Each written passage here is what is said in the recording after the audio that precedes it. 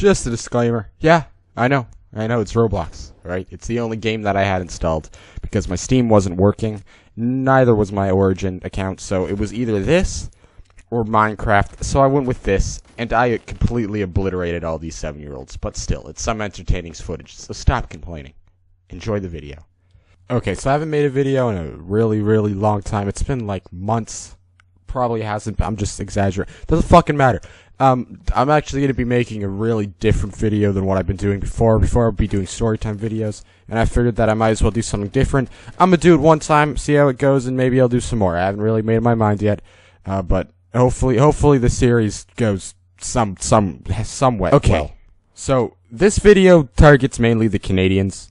Alright, so if you're a Canadian out there, you could probably relate to what I'm going to be talking about. But I'm going to be talking about Canadian doctors, because they sometimes really fucking piss me off, and like, if you've ever really been to a Canadian hospital, it's the worst possible experience you probably ever had in your life. Okay? So the difference between the doctors here and then the doctors in China is that the doctors here don't give a fuck about their job. All they care about is the money they get, the $179 they get paid every hour. Like our taxpayer money. That's all they fucking care about. They just care about the money. Well, in China, we got some amazing, alright? Amazing doctors who get paid 3.5 yen. That's like 50 cents an hour. And they probably were the ones who invented the cure to the Black Plague, for all we know. But that doesn't matter because I live in Canada and I have to deal with this bullshit medical system. So let's get into it. So imagine it's 7 at night. You're coming home from a dinner with your girlfriend and you start crossing the street and then some big ass truck hits you. You go flying half a kilometer and you land on your wrist and it breaks. But lucky you, because you landed right outside the hospital. You landed right outside the local hospital. So you get up in excruciating pain, because now your wrist fucking joint is sticking out your hand. And you walk in there, and you go up to the little lady at the front desk, and you're whimpering. You're like, I broke my hand. And then she looks at it, and then she asks you, does it hurt? And you look at her, and you say, yes, it fucking hurts. So then she's like, watch the attitude, okay? She takes you into a room. You're bleeding all over the fucking place. So you don't give a shit, alright? She takes your blood pressure and some other stuff. And then she pulls out this syringe with some white, gooey liquid inside. And you're freaking the fuck out because you're thinking that she's going to inject that into your bloodstream. But in reality, it's just they put it in your mouth and they put the painkiller in a syringe so you could orally ingest it. Don't know why. I guess there's a lot of people in the world who don't know how to fucking take a pill, but whatever. So you're swallowing this white semen, alright? And then she tells you to go sit down and wait. And you're there cradling your arm because it hurts so bad. But that's alright, because in 20 minutes, you can't feel shit. It just numbs you out completely. Whatever they give you, that's some majestical stuff. Like, fuck morphine. Man, this is really strong stuff. So you're sitting in the waiting room, and you know you're gonna be a while, alright? Because there's only one fucking doctor in the entire hospital, alright? And he's probably, God knows where, getting coffee with the Prime Minister because they live like kings. So you're waiting there for the doctor to finish his super long break. And finally, after 4 hours, the nurse says, hey, come over here. And you're really happy. You can't feel shit, by the way. You're completely sedated. And you're walking into this room, again, bleeding all over the fucking place. Still not, you probably tore an artery, alright? But it doesn't fucking matter. You're gonna be okay. And you walk into the doctor's room, and then she goes there, she's like, I'm gonna take your blood pressure to make sure that you didn't die in the waiting room. So she takes your blood pressure, she's like, okay, the doctor's gonna be with you in a minute. Now you automatically know that's complete fucking bullshit, because when they say a minute, you multiply that by 60. So he's gonna be there in about an hour, alright? So you're just sitting there, you're just waiting for the doctor to finish his chicken nugget run.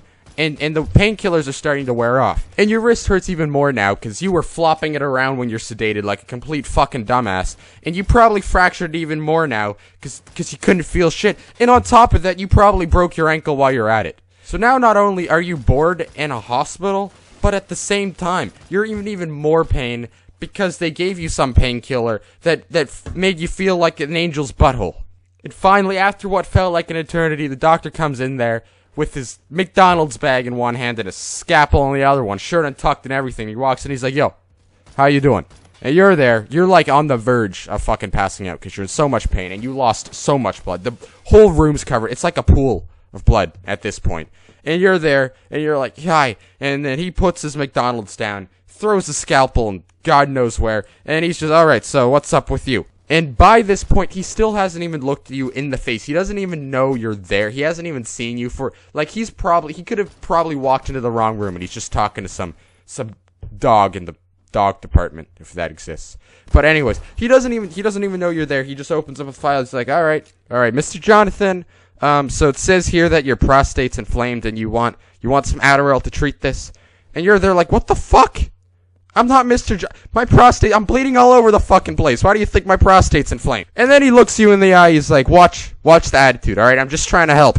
And you're there half dying, and he's telling you, there's nothing wrong with you. You're completely fine. But after like an hour of trying to convince him that you're not actually fine, he's like, alright, fine, let me take a look at your wrist. He grabs your wrist, grabs the fucking bone that's sticking out of it, pulls it up to his face like a blind Chinese person, and just stares at it like it's a shiny fucking porno. After eventually 30 seconds of this dumbass yanking onto your broken ass, he puts it down, he's like, yeah, I think your wrist is broken. But I can't be sure, because there is no visual confirmation or some shit that your wrist is actually broken. So I'm going to take you to the x-ray room. So you start walking down the hallway, and by this point, you know you're walking half a kilometer, because the Canadian government doesn't know how to spend money for shit. And you're looking in the windows, and you just see dead things, drafts, and other weird shit. Just, it's not a fun experience. It's like the worst possible experience, walking down those hallways. Now, after what feels like 500 million years, you finally get to this dinky-ass x-ray room with this x-ray.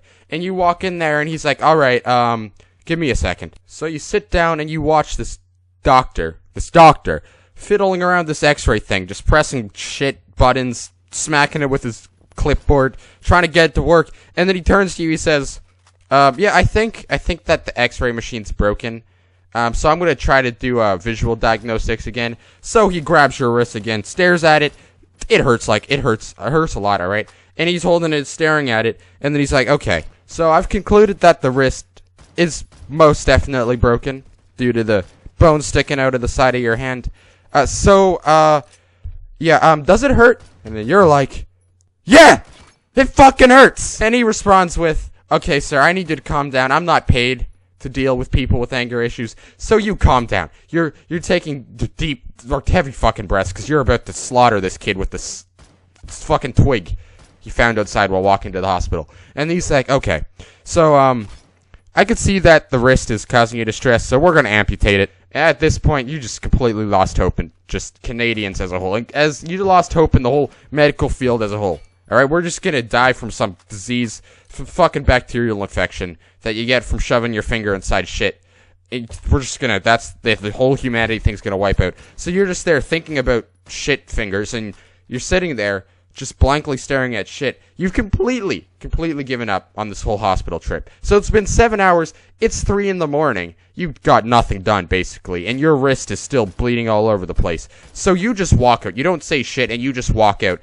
Doctor doesn't even realize you walked out, because he's looking at his phone playing Angry Birds. You walk out of the hospital, go home, grab an ice pack, throw it on your wrist, get a ruler, and then wrap that shit up with some saran wrap. Done. Alright? And that's your cure. You wait 7 months, and now you got this deformed-ass wrist, but at least you don't have to go to the hospital again. Anyways, of course, this video is a complete joke. Don't take any of this stuff seriously. I'm really exaggerating everything. Half the stuff's not even true. Actually, my doctor, my family doctor, love that doctor. She's a great person. And, yeah, most doctors are fine, but I thought that it's funny because this is a stereotype that a lot of people get, and I've had friends tell me about their crazy experiences in hospitals. But if you did like this type of video, be sure to leave a like, subscribe, and I'll probably make more, except next one, I'll most likely have a webcam or a camera or something, just to make it more exciting. But yeah, if you're looking forward to that, just let me know, and I'll get that up. Thanks for watching.